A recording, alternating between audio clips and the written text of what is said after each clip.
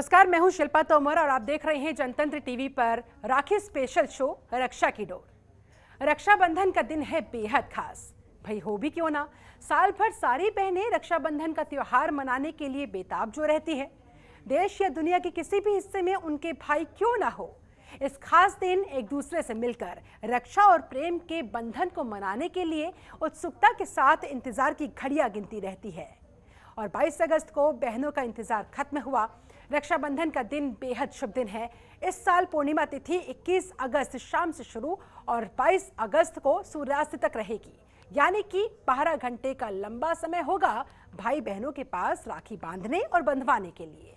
लेकिन ये समय शुरू कब है, खत्म कब है, राखी बांधने का शुभ मुहूर्त कब है, सुबह, शाम या दोपहर कब, भद्रकाल और राहुकाल का साया तो नहीं है, तो कब से कब तक है।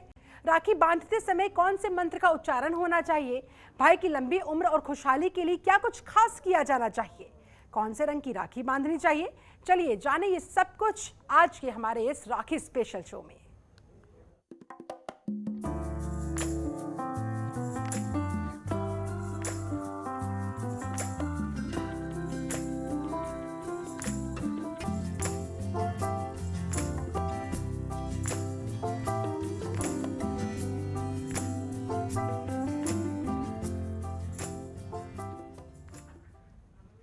रक्षाबंधन का पर्व सावन मास का सबसे महत्वपूर्ण पर्व माना गया है। रक्षाबंधन पर बहनें अपने भाई की कलाई पर राखी बांधती है। इस पर्व को बहुत पवित्र माना जाता है। राखी को रक्षा सूत्र भी कहा जाता है। रक्षाबंधन पर बहनें भाई की आरती उतारती है, तिलक करती है, रक्षा का वचन लेती है। ये पवित्र पर्व भाई बहन के प्यार का प्रतीक है। रक्षाबंधन का पर्व पूरे भारत में हर्षोल्लास के साथ मनाया जाता है। रक्षाबंधन पर बहनें अपने भाई की लंबी उम्र की कामना करती है, भाई के हाथ में रक्षा सूत्र बांधती है, यानी कि राखी बांधती है। इसलिए शुभ मुहूर्त देखकर ही राखी बांधनी चाहिए। राहुकाल एक ऐसा समय होता है जब राखी नहीं बांधनी चाहिए। इसके अलावा भद्रकाल में तो राखी बांधी ही नहीं जाती। और इस बार तो धनिष्ठा नक्षत्र के साथ शोभन योग का भी शुभ योग बन रहा है। ऐसे में कितना फलदायी है ये योग, कितना शुभ है, कैसे बहनों के प्यारे भाइयों के जीवन में लाएगा खुशियों की सौगात, आइए जाने आचार्य डीपी शास्त्री जी से। आचार्य जी, बहुत बहुत स्वागत करती हूं मैं आपका। बहुत बहुत स्वागत है आचार्य जी। देखिए, रक्षाबंधन एक बहुत पावन पर्व है। सनातन परंपरा में सतयुग से लेकर कलिकाल चारों युग को अगर हम देखें तो राजा बलि का जीवन और माँ लक्ष्मी का जीवन इसका प्रत्यक्ष प्रमाण मिलता है कि माँ की ऐसी कृपा हुई। राजा बलि 100 यज्ञ किए, उसी यज्ञ की परिपूर्णता में और जीतने की जो मन में बार बार हर व्यक्ति के मन में संकल्प होता है, जो बलि को प्राप्त हुआ। तो बलि और भगवान की, नारायण की इसमें एक बड़ी लंबी कथा है। मैं उसको छोटे समय में बताता हूँ कि भगवान प्रसन्न होकर के बलि के बोले कि हे राजन, तुम कुछ मांग लो। तो भगवान के कहने के बाद राजा बलि ने भगवान को ही मांग लिया और भगवान के बलि के द्वार पे द्वारपाल बनना पड़ा। बल्कि जब सावन का पावन महीना आया, जिस तरह मंगल का नक्षत्र है, धनिष्ठा नक्षत्र है, पूर्णिमा तिथि है, शोभन योग है, कुंभ का चंद्रमा है। कुंभ का चंद्रमा पूर्णता का प्रतीक है, ज्ञान का प्रतीक है। कुंभ से सब कार्य सिद्ध होता है, ऐसा माना गया है। कलश के रूप में कुंभ को मानते हैं।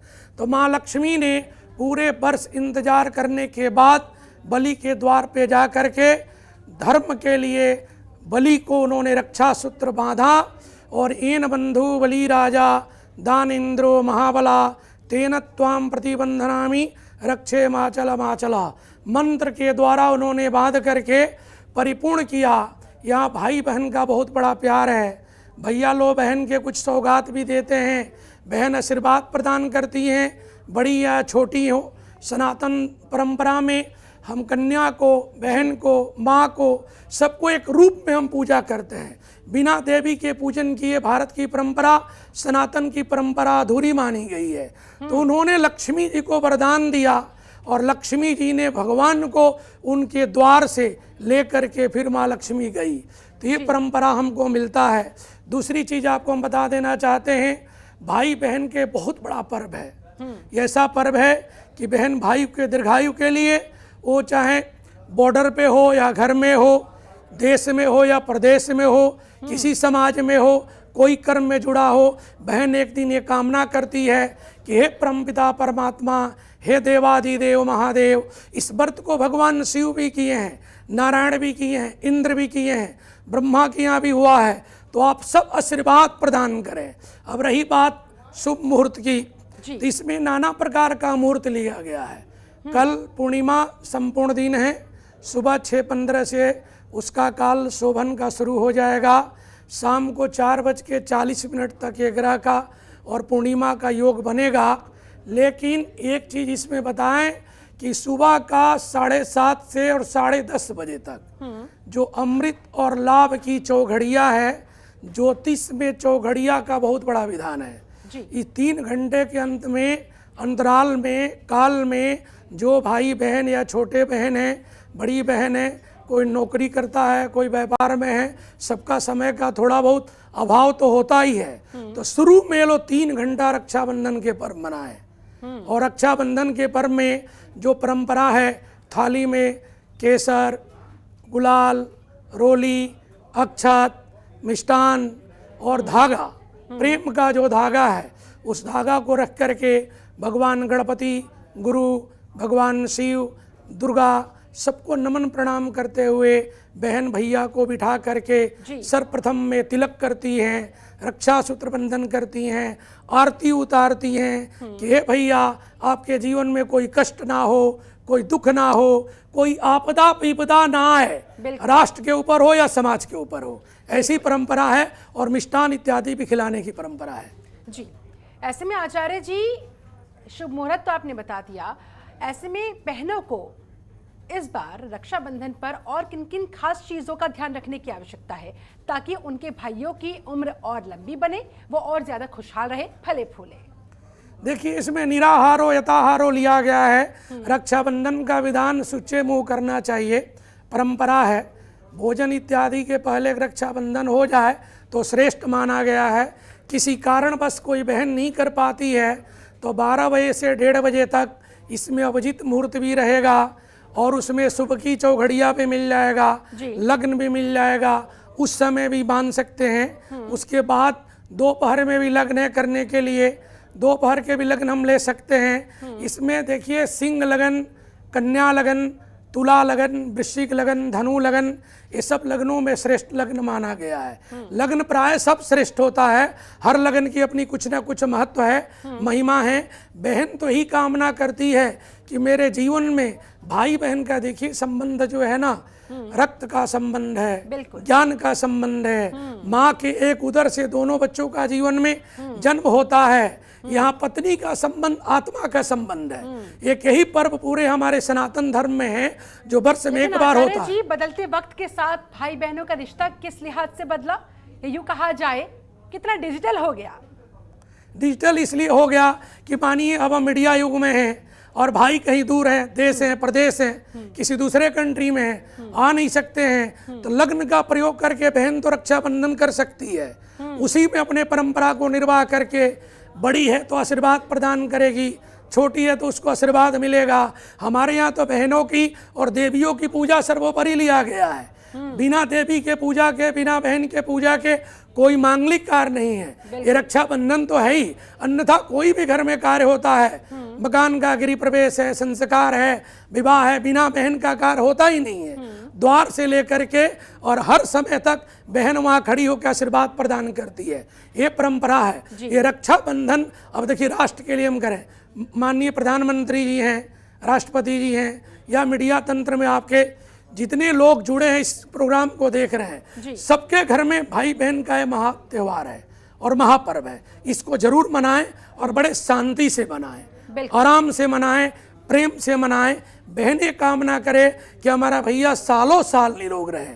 अब भाई लोग समाज में ये संकल्प लें कि हमारी बहन तो बहन ही, समाज के जो भी बहन है, जो बेटी हैं, जो हमारी से छोटी हैं, बड़ी हैं, हमारे भाइयों का कर्तव्य बनता है कि राष्ट्र के साथ उसके भी सुरक्षा, उसके भी रक्षा का संकल्प करके और रक्षा करें। संकल्प ले तो करें, यही विधान है इस पर्व का। ऐसे में आचार्य जी, हमारे हिंदू धर्म में मंत्रोच्चारण का बहुत महत्व है, तो इस बार रक्षाबंधन पर राखी बांधते समय किस मंत्र का उच्चारण करना चाहिए ताकि ज़्यादा से ज़्यादा फल मिल सके और ये त्योहार और पवित्र बनाया जा सके। देखिए, किसी भी कर्म करने के पहले भगवान गणपति का वंदना किया गया है। एक भगवान गणपति का मंत्र है कि तदेव लगनम सुदिनम तदेव, तारा बलम चंद्र बलम तदेव, विद्या बलम देव बलम तदेव, लक्ष्मी पते तिंग स्मरामि।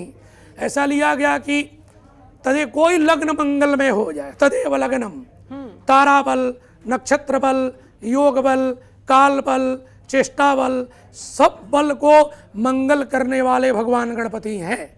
इसीलिए भगवान गणपति को नमन प्रणाम करके, या जो मंत्र जिसको आता है, सनातन धर्म में तो बहुत मंत्र है, भगवान गणपति के साथ देवी के भी मंत्र है। सर्वमंगल मांगल्ये शिवे सर्वार्थ साधिके षट्त्रंबके गौरी नारायणी नमस्तुते। इस मंत्र को भी उच्चारण करें। किसी को कोई मंत्र अगर नहीं आता है तो भगवान गणपति को ऐसे नमन प्रणाम करके माँ को प्रणाम करें, हे भगवान गणपति, हमारे भैया के जीवन में बल बुद्धि विद्या देना, निरोगी जीवन के साथ इनके कर्म क्षेत्र में, व्यापार क्षेत्र में या नौकरी क्षेत्र में जो धनोपार्जन का साधन है, उस साधन में एक ऐसे साधना बनाना कि सदैव भैया हमारे खुश रहें, हमारा भैया का परिवार। देखिए, कन्या का जीवन दो कुल के लिए होता है। ये रक्षाबंधन पर मैं आपको बताएं, मम्मी का घर भी अच्छा रहे और ससुराल भी अच्छा रहे। जब तक वो छोटी हैं तब तक माता पिता के लिए कामना करती हैं, विवाह उपरांत तो अपने ससुराल के साथ भी जुड़ के दोनों घरों के लिए सदैव मंगल के कामना करती हैं। ये सनातन महापर्व है, इसी पर में रक्षाबंधन जुड़ा हुआ है।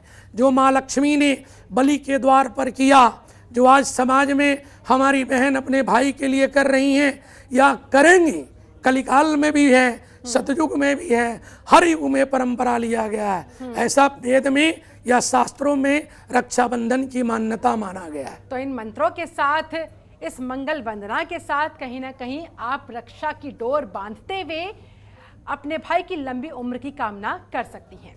ऐसे में पंडित जी, रंगों का भी बहुत महत्व माना जाता है जी। कोई खास रंग की राखी जो बहनें खरीदे और अपने भाइयों की कलाइयों पर बांधे, क्या कहिएगा? देखिए, इसमें राशि के हिसाब से अगर हम चलते हैं तो मेष लगन और सिंह लगन और धनु लगन की जो लोग हैं, या धनु राशि जिसकी बनती है, लगन को हम छोड़ दे, खाली राशि पे चलें, तो मेष लगन, सिंह लगन के, धनु लगन के लाल रंग के राखी लें या पीला रंग के ले लें, उनके लिए बड़ा अच्छा माना गया है। वृष लगन के और कन्या लगन के, मकर लगन के या इस राशि के जो हमारी बहनें हैं, इसमें नाना प्रकार के रंग हैं। सफ़ेद रंग में कोई पीला रंग युक्त हो, सफ़ेद रंग नहीं लिया गया है, धर्म का काम है, पीला लगा हो, अन्यथा उसमें केसरिया लगा हो तो श्रेष्ठ माना जाएगा। इसमें मिथुन राशि को लेके अगर चलें और तुला राशि को लेके चलें, कुंभ को चलें, तो इस रंग में जो है हम हरा रंग भी ले सकते हैं। हरा रंग के साथ थोड़ा सा केसरिया रंग भी इसमें ले सकते हैं। हरा रंग इसमें श्रेष्ठ राशि के हिसाब से है। कर्क लगन, वृश्चिक लगन और मीन लगन, ये लग्न और राशि तीनों के बारे में मैं बता दूं तो इसमें हमारा सप्त रंग में काला रंग छोड़ करके कोई रंग अगर बहन लेती हैं और उसी रंग के हिसाब से मिष्ठान भी लेती हैं तो श्रेष्ठ माना गया है। ऐसे सब राशियों के लिए रक्षा जो बंधन है, रक्षा जो सूत्र हम लेते हैं, वो पीला रंग माना गया है। पीला रंग ज्ञान का कारक है, निरोगी काया का कारक है और घर में एक शांति का प्रतीक है। सफेद रंग, केसरिया रंग और हरा रंग कर्म क्षेत्र के उन्नति का कारक है। अन्यथा धनोपार्जन जो कमाने का जो साधन है घर में, भैया का, परिवार का या राष्ट्र का, हम सबके लिए कह रहे हैं कि उस व्यक्ति की अपनी बढ़ोतरी करता है, निरंतर लाभ देता है। तो रंग में खाली काला रंग छोड़े और सब रंग आप ले करके राशि के हिसाब से चले तो ठीक है। देखिए, यहाँ मिष्टान का बहुत अच्छा विधान दिया गया है। मोदकम प्रियम लिखा गया है कि नमस्ते ब्रह्म रूपाय विष्णु रूपाय ते नमः, नमस्ते रुद्र रूपाय करी रूपाय ते नमः। ब्रह्म विष्णु शिव के रूप में भगवान गणपति को नमन किया गया है। तो रक्षाबंधन के महापर्व में मिष्टान भगवान गणपति को भी समर्पण हो, और वही मिष्टान लड्डू हो, बर्फी हो, पेड़ा हो, कालाकंद हो, वो देवताओं के भोजन के साथ भैया का प्रसाद बने। बिल्कुल। कोई भी चीज खाने के पहले अगर देवताओं को भोग लगा दिया जाता है, वो प्रसाद जो है अमृत तुल्य हो जाता है और बच्चों को जीवन में एक शांति का प्रसाद भी प्रतीक माना गया है। बिल्कुल। ऐसे में आचार्य जी, हमने शुभ मुहूर्त की बात की, हमने मंत्रोच्चारण की बात की, हमने शुभ रंगों की भी बात की।